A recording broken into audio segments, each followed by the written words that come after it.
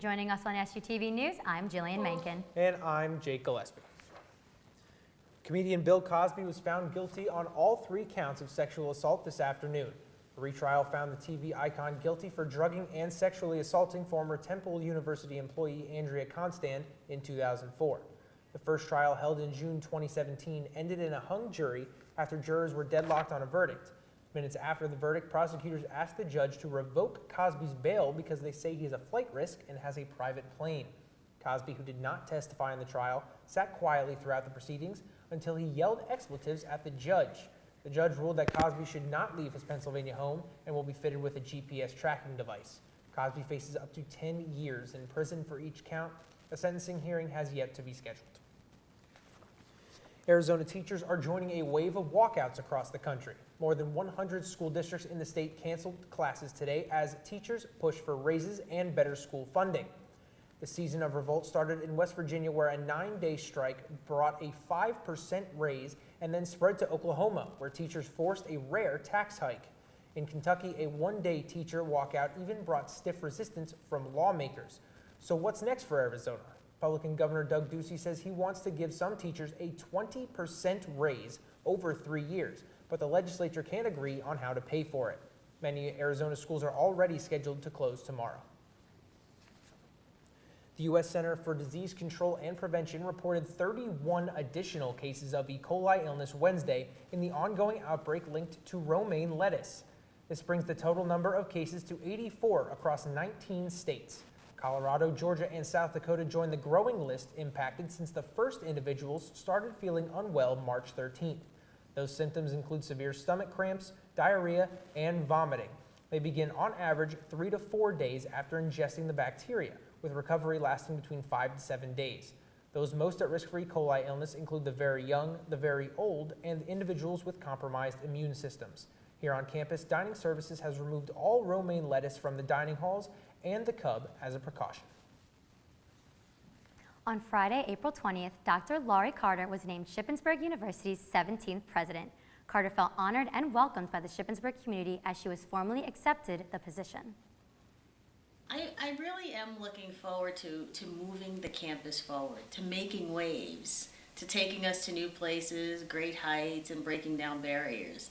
The theme was not just a theme, it's really a way of moving forward. Carter is already making waves by working with the Student Advisory Board to change the Welcome Week program. Every new student will move in on the same day, with the entire Shippensburg community bringing energy and warmth to the campus. She has also been working with the executive management team to create the best possible Shippensburg University. Shippensburg alum are making us proud. When Matthew Humphrey created his final project for his master's, his first thought wasn't that it would win a national award. But that's exactly what happened. Paige Ahrensmeyer sat down with the SHIP graduate to learn more about the story behind the award. Hey everyone, I'm here with Matthew Humphrey, an Shippensburg University alum and an SUTV alum. So Matthew's here with us today. He won a great award. So Matthew, first off, tell us a little bit about yourself and then we'll get into the award that you won. Okay, again, my name is Matthew Humphrey. I'm originally from Butler, Pennsylvania, which is about an hour north of Pittsburgh. So I just honestly tell people I'm from Pittsburgh. I have 4 degrees. I'm sort of a lifelong learner. Okay, awesome. I have an associate's degree in communications from Butler County Community College, a bachelor's in English with a minor in TV production from Cal U, an MFA in creative writing from Chatham University, and a Master of Science in Comm Studies from here. And you're on your way to get your doctorate, I Yes. understand? Okay. I start in the fall at Indiana University of Pennsylvania, IUP, for comm media and instructional technology. Impressive, to say the least. Thank you. All right, so you just won a big award in Vegas. Yeah. What was that award called? That was an award from the Broadcast Education Association in the category Best Original Television Pilot, and I won first place. All right, that's great. And there were apparently 1,500 total submissions this year. I'm not sure they were all, how many were in this specific category, but still pretty exciting. Congratulations. Thanks. All right, now we talked a little bit before the interview, but kind of tell me about the work that you did. It was a script that you wrote, correct? Yep, Okay. original television pilot script. It was actually based on my best friend's life. Well, not his whole life, but a job that he had after we graduated high school. He worked at a rundown Ukrainian Catholic church in our hometown. I guess I shouldn't have given out the name of the town for legal purposes, but We'll figure it out. yeah, no, I'm just kidding. But he worked at this church, and his boss was a complete and total madman. He would put all of the people working there in completely dangerous positions all the time. For example, he told me once the back of the church had a balcony, and they wanted to put a giant shelf of some kind up there. And instead of carrying it up the stairs, his boss thought it would make more sense to push it up. So my friend has a story of there being this pointed corner of a like 300-pound shelf, like pointed right at his head. Oh my gosh. But as he started working, I mean, the guy was obviously nuts. But as time went on, he started saying all this crazy stuff about his life, like how the one that always comes to my head is he said he was a secret knight of the Catholic Order or something like that, and that he had lived in a monastery in Italy and had servants and all this different, and he spoke 6 languages and played all these instruments, and no way to verify any of this, and just complete nonsense. But Yeah. I thought it would be a great topic for a television series, and I agree. thank you. This is something I want to see on air. I don't know about you guys, but I would watch this on Netflix Awesome. if it came out. Well, that's it, if all goes well. Now, you did tell me too, so you weren't able to actually be there in Las Vegas to Yes, accept the award. unfortunately. So how did you find out? When did you find out? Did you celebrate? Tell us a little bit about what went through your head. Yeah, well, I first found out about the award, I forget if it was the first or second week of February, but I got an email from the Broadcast Education Association that said the grand prize winners, and I didn't see my name, and I was kind of bummed. But then later in the day, they sent another email saying like the complete list of winners, and yeah, and I came across, or I did a Control F for Matthew Humphrey, and I came across my script and I said first place, and I literally was like, started freaking out. I called my girlfriend at her work. She works at IUP, and I'm like, oh my God, I won first place! I won first place! Oh my So, so yeah, I had my little freak out moment. Was Yeah. really happy. Just went out to eat, you know, just Good. yeah. So you deserve to freak out. And go. Yeah. All right, so now that you are a first prize winner, you are going to get your doctorate. What is next for you besides this education? Where do you see yourself? Well, I can say that I always like to have more than one path in case something fails, because I've had paths go awry in the past. Paths awry in the past. My practical goal is to continue with a PhD and work at a college, maybe ship someday. That'd be great. And the pipe dream, which I'm really working hard for, is to turn this script into a television series. I'm currently working on trying to get an agent. I'm working on another episode currently. I have outlines for 6 total episodes. And so yeah, I'm just trying to make that a reality and not just a script and idea in my friend and I's head. Well, it sounds like you're ready. So. Oh, I hope so. Well, this is something I'm excited for. I know you're probably excited, and I know our viewers are going to be excited. So, guys, stay tuned to hear about Matthew's original series coming up soon. And other than that, thank you so much for being with us today. Thank and you. It's great thanks to be for- back at SHIP. Definitely. You're making us all proud here, so thank you, and definitely an inspiration for the future. So, all right, guys, thank you. Matthew's script originally started as a class assignment, and it's safe to say he got an A. Is selling back your textbooks a good way to make a quick buck or a scam? With that time of the year coming up, you should know how to get the most out of the textbook you probably only opened once. The school store is a common option, but is not always the best. Although through the years, SHIP has become more competitive with online buyers like Chegg and Amazon. When asking around campus, older students advise staying away from the bookstore and looking into online retailers. Amazon is a great place to sell your books and is frequently used by SHIP students, but the only con is they pay you in Amazon gift cards.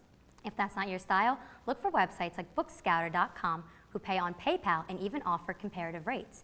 If you do wait to the last minute, your best bet will be the campus bookstore. SHIP's marching band will run their way to Italy this Saturday. Megan Talley has the story. The Shippensburg University Marching Band is getting ready for one of its biggest fundraisers of the year.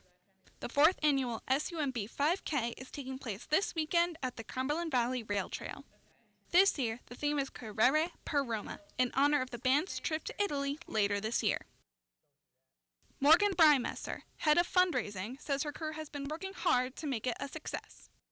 So we've been working since February once we got the trail approved, and we're working consistently trying to make registration forms and get people to run it and deciding on snacks to have, and we've been working for a couple months now trying to make this 5K successful.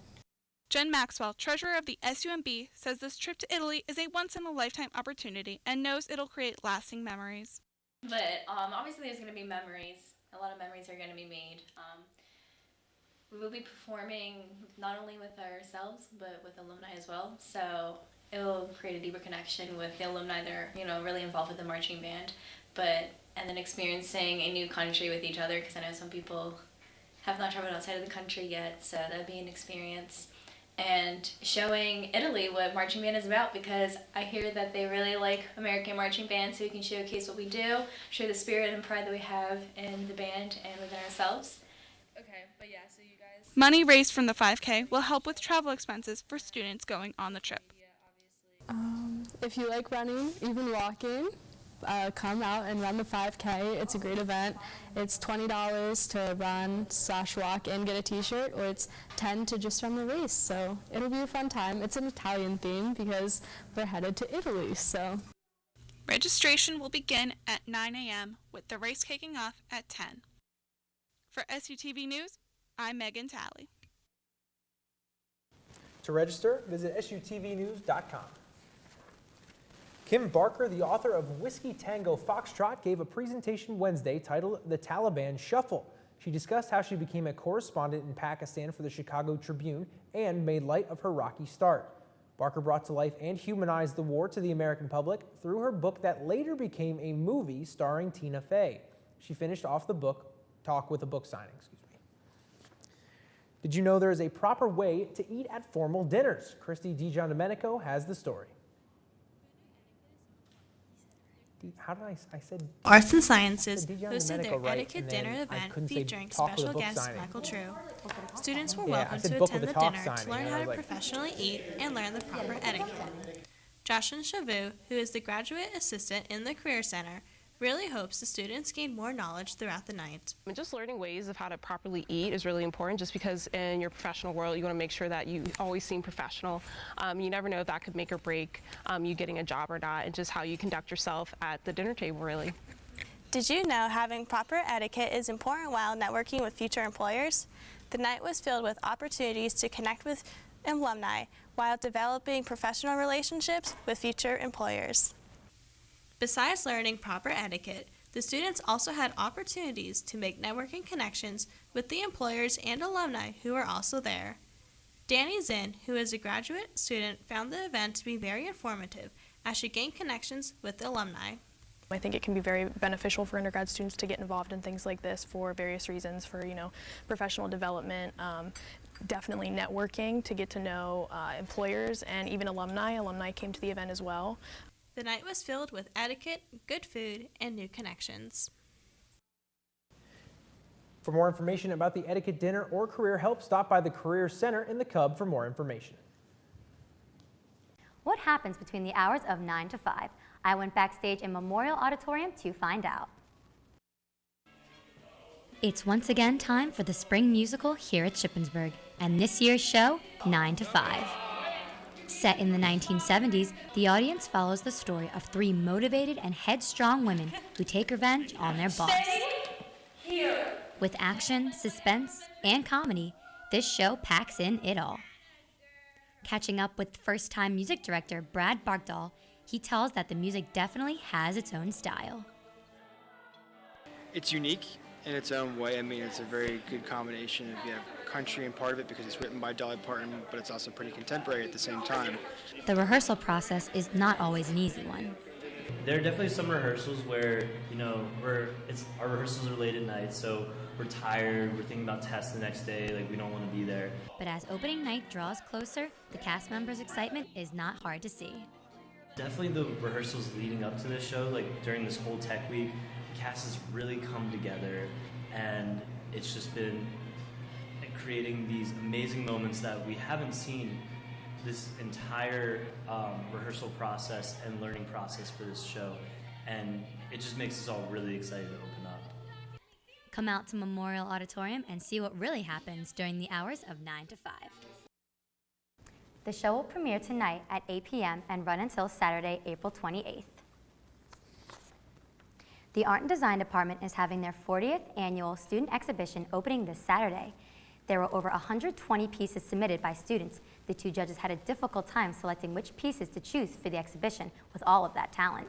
They narrowed it down to 73 pieces. The opening starts at 1 p.m. with the awards ceremony following at 1:30 p.m. All are welcome to attend. A local farm is planting hundreds of trees in Shippensburg area. Michael Smith has more. While Earth Day may have come and gone, here at Eichelberger Farm, making a positive difference in the environment is an all-year job. On Monday, nearly 300 new trees were planted with the help of volunteer students. These newly planted trees will be used to provide oxygen, absorb up to 1 ton of carbon dioxide per year, as well as remove other pollutants from the surrounding farms. Dr. Sean Cornell hopes the project will not only help students put their knowledge to work in the field, but also will help them with a more important goal, to improve the quality of our local watershed. The water we breathe, we drink, the air we breathe, is impacted by automotives, runoff, pollution, right? And so these kinds of plantings along streams are one of the best ways that we can counteract all that pollution. These trees are part of a 2 million tree campaign sponsored by the Chesapeake Bay Foundation and will aim to plant up to 10,000 trees in the local area. Michael Smith, SUTV News. For more information about the project, go to sutvnews.com. Shippensburg celebrated Earth Day in style today with live music and a variety of Earth Day themed tents. Every year, Shippensburg University has a campus-wide Earth Day celebration. This is the first time that PRSSA and SEAS has come together to help make this event more successful, which I think we have. So we want people to learn more sustainability on campus. A lot of people don't realize that we're a very green campus, and we encourage recycling as much as possible. The events continue throughout the day with 2 tours of the campus farm as well as a bonfire with s'mores. And Earth Day celebrations will continue into the night. Field reporter Matt Kleinitz is at the event now. Matt?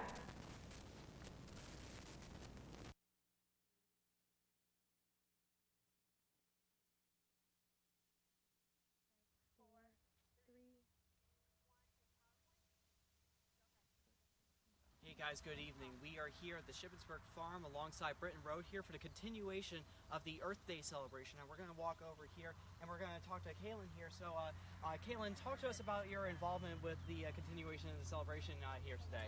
So I'm the SU Farm Club president, and I had hand in orchestrating this event.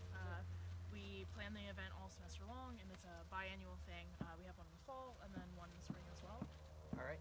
So what do you hope through the events here today? What do you hope to get out here for the Shippensburg community? Like, what's this supposed to mean for the Shippensburg community? So we hold this hoedown to kind of showcase all the work that we've done so far. So we've done a lot of pre-prepping and planning for the growing season. We've done a lot of hilling and tilling of the rows, as well as starting to plant some cold weather crops. And then we'd like to educate the community and other students on what we have done here so far and then what we plan to do. All right.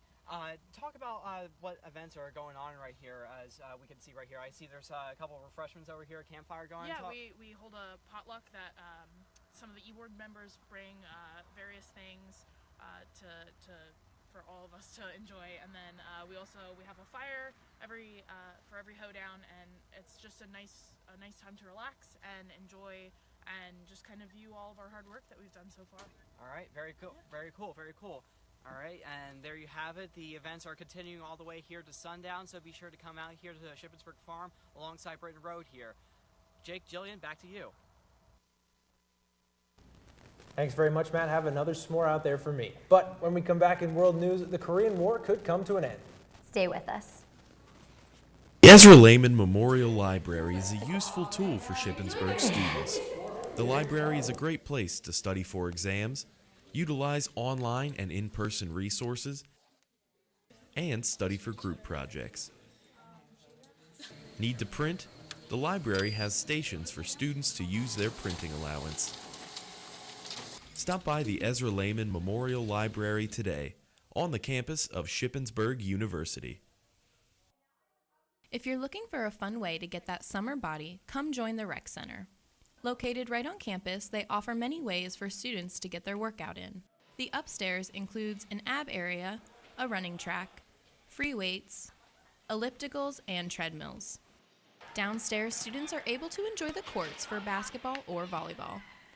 And if you're looking for something fun to do with a group of friends, try out a group fitness course or the racquetball courts. Japan's Legoland theme park sets a Guinness World Record. Let's send it over to Brandon with this week's World News.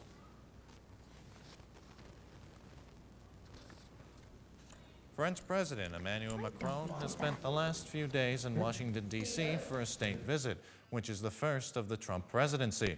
The tension between the two leaders grows tighter due to specific international issues that each president has their own mindset towards. The response to the Syrian gas attacks in a goal towards a denuclearized North Korea is something the two were quite fond of, as well as keeping U.S. troops inside of Syria, although President Trump wants them out as soon as possible. When he spoke to Congress yesterday, President Macron spoke heavily on the topics of disagreement, thus being the Iran nuclear deal and climate change. He hopes that one day the U.S. will reconsider and rejoin the Paris Peace Accord. Tomorrow will mark an incredible day in world history, as the Korean War could possibly come to an end. Kim Jong-un of North Korea and Moon Jae-in from South Korea will be meeting in the demilitarized zone on the border of the two countries to have diplomatic talks. Three huge topics are on the agenda for the meeting: the denuclearization of the Korean Peninsula, a peace settlement, and the improvement of inter-Korean relations. In South Korea, the people are excited and are calling for peace and a new start between the two nations.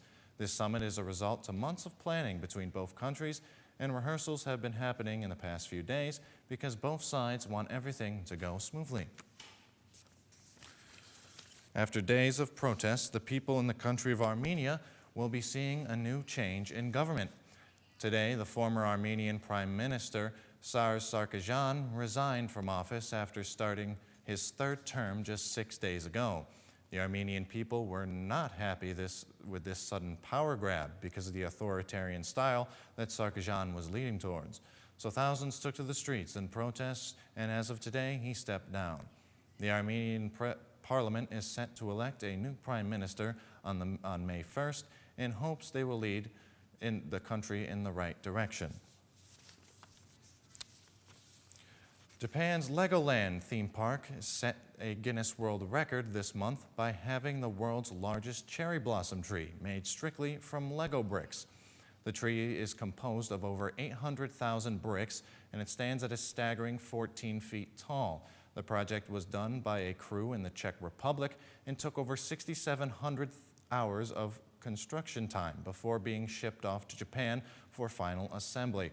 The tree is a great representation of Japanese culture and fits well in the park. That's it for World News. Let's head on back to the desk. Thanks, Brandon. When we come back in entertainment, baby fever is in the Hollywood air. And Megan Talley brings some sunshine into our weekend.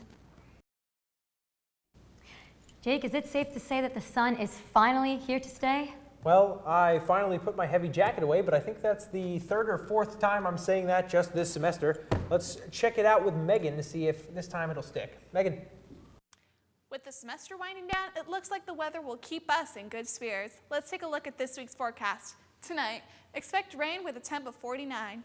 Tomorrow, keep those umbrellas out, ship. Expect showers and a high of 59. And for the 5-day, the sun will come back and bring the warm weather we've all been wishing for. Saturday will be partly sunny and 63, perfect for the SUMB 5K. Sunday, it'll be sunny and 56. Monday, it'll warm up with a high of 66. Tuesday, it'll be sunny and 76. And Wednesday, we'll experience a hint of summer with the sun and a high of 81. Well, that's all for this week's weather. Now let's take it to entertainment with Liz.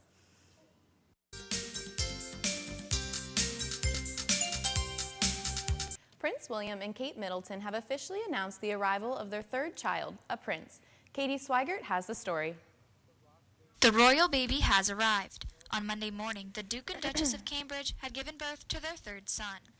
Alongside her husband, Kate Middleton wore a red dress similar to Princess Diana's red dress when announcing the birth of Prince Harry. The royal family's two oldest children, George and Charlotte, arrived shortly after the birth of their brother. Despite another son being born, baby number 3 will be fifth in line for the throne after a recent change to the order of succession puts Princess Charlotte fourth in line behind her brother George. For SUTV Entertainment, I'm Katie Swigert. Although the official announcement about the name of the child has yet to be released, we're all looking forward to know more about the newest addition to the royal family. Speaking of baby duty, Hollywood heartthrob Dwayne Johnson welcomed the birth of his third daughter, Tiana Gia Johnson. His second daughter with long-term girlfriend, Lauren Hashian, was born Monday, and The Rock announced her arrival on Instagram. The caption stated, "Blessed and proud to bring another strong girl into the world." He continued by praising his girlfriend for a successful delivery, saying that Hashian delivered like a true rock star. Johnson skipped his appearance on Wednesday for his upcoming movie, Skyscraper, to begin his daddy duties. Skyscraper hits theaters July 13th. Kourtney Kardashian is taking on the Capitol. The famous sister is partnering with environmental working group with hopes of improving beauty products made about 80 years ago. The Personal Care Safety Products Act is up for improvement. With the act in place, the FDA will have more authority on what goes into beauty products. Kourtney says as a mom of 3, it's important for her to know what's in the products she uses. Her goal is to get companies to have a list of the ingredients. Eminem is celebrating a special birthday. The rapper is celebrating 10 years of sobriety. He has battled alcoholism and prescription medication addiction for years. He went into rehab in 2005, but relapsed soon after. And in 2007, he nearly died from accidental methadone overdose. After this, Eminem decided to get clean. On Saturday, he posted a photo of himself on Instagram holding a sobriety coin that contains the circle and triangle symbol used for Alcoholics Anonymous. He mentioned that his sobriety has helped his musical career in many ways, and he plans to keep it that way. Avengers fans don't have to wait much longer. The new film in the franchise, Avengers: Infinity War, is set to hit theaters this Friday, April 27th. The new film is bringing together characters from Ant-Man, Captain America, Doctor Strange, Guardians of the Galaxy, The Incredible Hulk, Iron Man, and Thor united against the common enemy Thanos. The Avengers are working together to save the planet in existence from Thanos' twisted will on reality. But true fans stay off social media as parts of the movie have already leaked. Find out what happens on Friday. That's it for SUTV Entertainment. I'm Liz Vanette.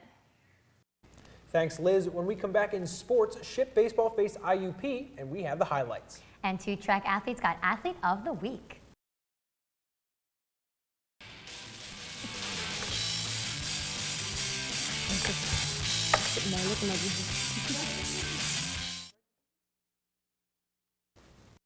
Danielle Scrimmano was named PSAC Women's Track Athlete of the Week on Tuesday. Scrimmano received her second honor of the season after breaking her own school record in the 100-meter hurdles last Wednesday. She posted a time of 13.92 seconds, which beats her previous mark of 13.93 seconds set at the Bucknell Classic. Her performance last Wednesday maintains her position atop the conference and 14th in the NCAA. Not to be outdone, junior Abby Wagner was named PSAC Women's Field Athlete of the Week. Wagner dominated in the jumping events in the Shippensburg Midweek Invitational last Wednesday. She claimed first place in the triple jump by posting a 40 feet 1.5 inch clearance and posted a season best in the long jump with a 19 feet 3.25 inch jump. Wagner is ranked 12th in the NCAA in the triple jump and 26th in the long jump. The women's track and field squad will host the Paul Kaiser Classic this Saturday at Seth Grove Stadium. Baseball hosted IUP yesterday at Fairchild Field for a PSAC doubleheader. After IUP took a 6-5 lead in the top of the 5th, Ship will go on to add 7 runs in the bottom of the 5th to get the win 12-7. Freshman Dalton Oates came out of the pen for the Raiders and pitched a clean 7th inning to get the save. Junior Cash Gladfelter finished the game going 4-5 with 3 runs and 1 steal. In Game 2, senior Dalton Hoyles hits his second home run of the day and 10th on the season to give the Raiders an early 1-0 lead. After a home run in the second, the Crimson Hawks would go on to score 4 runs in the 4th and 2 runs in the 7th to take a 7-run lead. Sophomore Jack Jenkins recorded a career-high 5 strikeouts in his first collegiate start. Ship fell in Game 2, 7-3. Tomorrow is Military Appreciation Day at Fairchild Field as Ship hosts East Stroudsburg for a PSAC doubleheader. First game is at 1 o'clock.